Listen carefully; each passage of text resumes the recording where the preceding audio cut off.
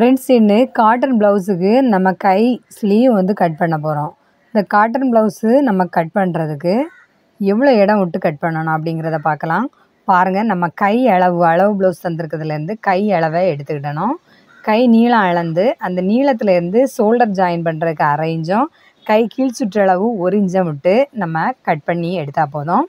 அடுத்தது கை மொத்த சுற்றளவில் விடவும் 3 இன்ச்சு நம்ம கூட எடுக்கணும். கை மொத்த சுற்றளவை 2ஆக ஃபோல்டிங் பண்ணி வரும்போது நமக்கு 1.5 இன்ச்சு வரும்.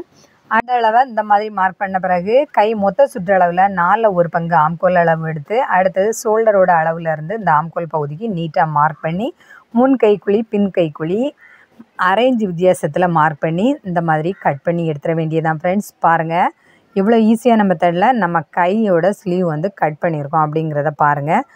இந்த வீடியோ பிடிச்சிருக்கா ஃப்ரெண்ட்ஸ்? மறக்காமல் நம்ம பொன்ஸ்ரீ சேனலை சப்ஸ்கிரைப் பண்ணுங்கள், லைக் பண்ணுங்கள், ஷேர் பண்ணுங்கள், கமெண்ட்ஸ் பண்ணுங்கள்.